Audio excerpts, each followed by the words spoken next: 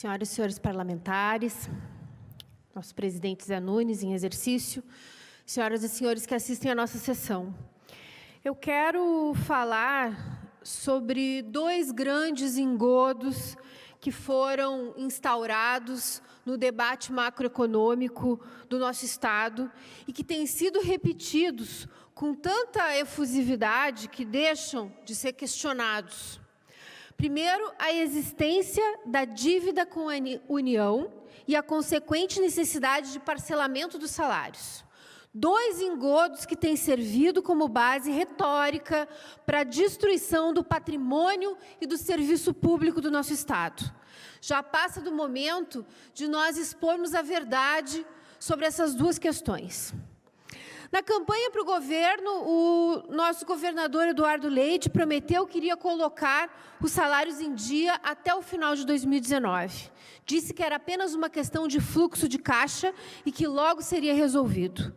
Ao assumir, ele acabou mudando o discurso e a promessa do fim do parcelamento passou a ter condicionantes. Privatização de estatais lucrativas e estratégicas, precarização das carreiras públicas, enterro da aposentadoria, desconfiguração da legislação ambiental. Em comum, todas essas condicionantes, o ataque a tudo que é público, a tudo que favorece as classes médias e a classe trabalhadora do nosso Estado. Passou um ano e o governador conseguiu, com a aprovação dessa casa, tudo ou quase tudo o que queria. E o salário continua parcelado. O governador enganou a população gaúcha. E continua enganando. Por quê? Porque o salário parcelado de professores e policiais sensibiliza a população. É útil ao discurso do governo.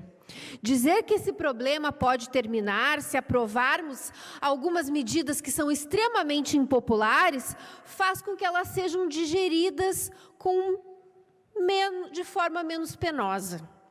Faz até com que os deputados dessa casa se sintam pressionados a aprová-las, como efetivamente se sentiram com todo o discurso do rombo das finanças públicas. Ninguém diz, obviamente, que é privatizar estatais para jogar negócios estratégicos e bilionários nas mãos de alguns investidores que têm muitos recursos para fazer lobby e financiar campanhas, que agora, felizmente, já não podem mais, pelo menos legalmente. Dizem que alguns sacrifícios devem ser feitos para salvar as contas do Estado e acabar com o parcelamento de salário, tão nefasto para os nossos professores e policiais. Discurso fácil, mas não é verdadeiro. Então, o salário parcelado, na verdade, é uma justificativa para enfiar goela abaixo o seu projeto neoliberal. O mesmo projeto que tinha o Sartori, que tem o Marquesan e que tem o Bolsonaro. Todos com a mesma estratégia de usar esses engodos financeiros para que as medidas impopulares garantam o privilégio dos milionários e sejam aprovadas sem maiores constrangimentos. Mas a verdade é que o Rio Grande do Sul fechou 2019 com superávit de 250 milhões. Onde está o rombo das finanças públicas propalado pelo governo anterior e pelo atual governo? Não podemos mais acreditar nessa mentira. Uma mentira que é filha da mentira mor, que é de que o Estado está quebrado porque nós temos que pagar uma dívida gigantesca com a União. E que esta dívida, na verdade, é ilegítima. Eu vou pedir um tempo de liderança, presidente. Vamos aos números.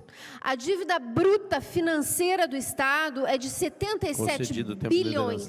Obrigada. Dos quais 67 são da dívida com a União.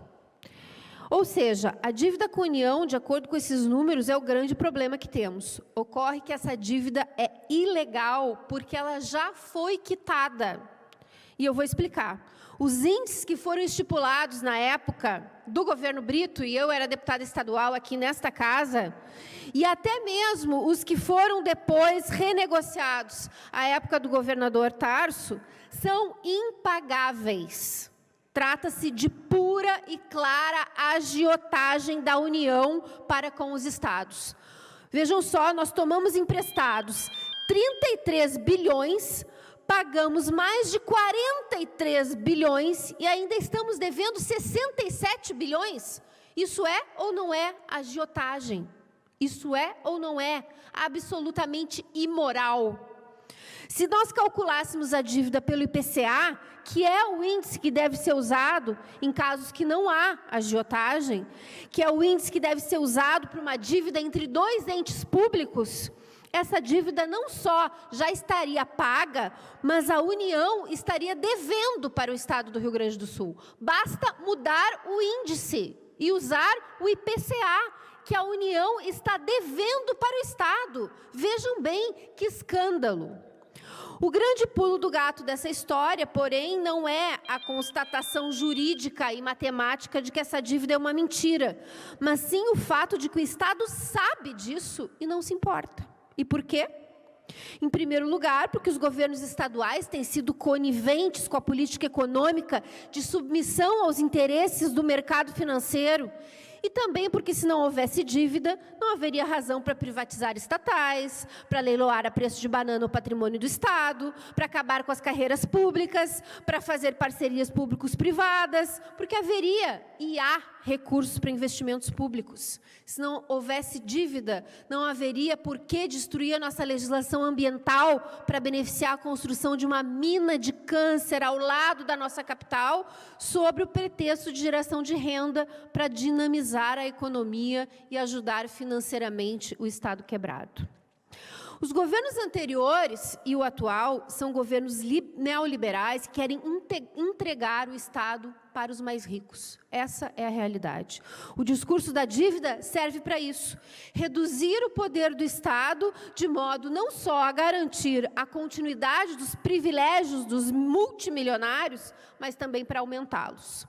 Sem a dívida, o Estado não precisaria se submeter ao regime de recuperação fiscal, que é o grande plano por trás de todas as mentiras que têm sido contadas. Com esse regime, nosso Estado desiste da sua soberania e é entregue ao senhor Paulo Guedes, ao senhor Jair Bolsonaro, para terminar o serviço de acabar com tudo que gerações de gaúchos construíram com muito trabalho e suor. Sem a mentira da dívida, as nossas contas não só vão bem, como estão espetaculares, com superávit de 250 milhões, mesmo com todas as dificuldades econômicas que o Brasil atravessa. Importante ainda falar da Lei Candir. Agora também uma outra mentira. As dívidas acumuladas da União com o Estado pelos repasses não feitos pela Lei Candir são de 67 bilhões.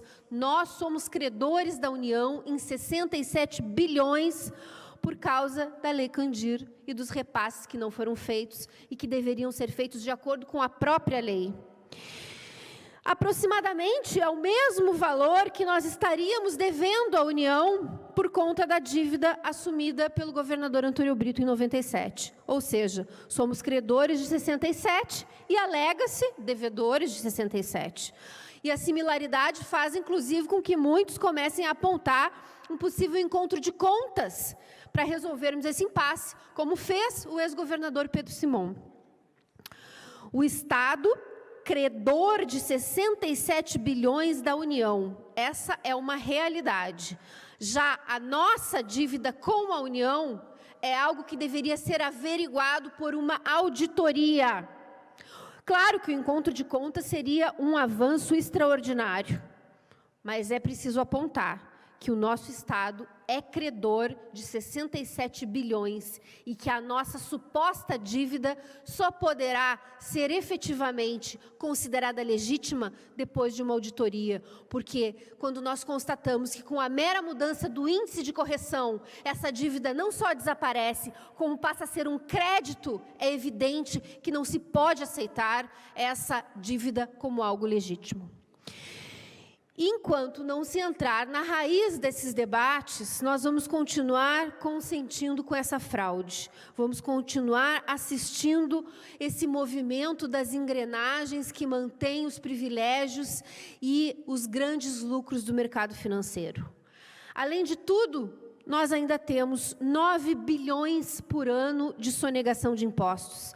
Temos outros 10 bilhões por ano de desonerações do ICMS. Para os de baixo, austeridade. Para os de cima, tudo. Ainda temos a questão dos impostos. Os impostos que atingem os abonados, como os impostos sobre herança, patrimônio e lucro, que continuam pífios. Em 2018, vejam só, 13 pessoas no Rio Grande do Sul herdaram cada uma 50 milhões de reais e pagaram na transmissão uma alíquota nominal de 6% sobre esse valor. Longe, bem longe dos cerca de 40% que mesmo países ultracapitalistas como os Estados Unidos cobram, e a própria França. Assim, nós garantimos essa continuidade da desigualdade entre os mais pobres e os mais ricos. Garantimos que uma família que está entre os 10% mais pobres precise de 9 gerações para chegar à classe média, segundo dados da OCDE. Garantimos que 6 bilionários tenham a mesma riqueza de 100 milhões de brasileiros.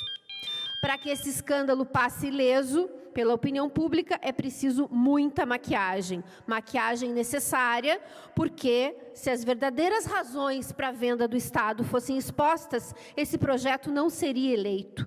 Iludem a população, vendem uma falsa crise e criam uma falsa solução. A solução que nos vendem é justamente o projeto que eles sempre tiveram em mente: manter os mercados no comando da economia, dando cada vez mais poder e riqueza aos de cima e mantendo os de baixo amedrontados por perder o pouco que têm. É hora de virar esse jogo.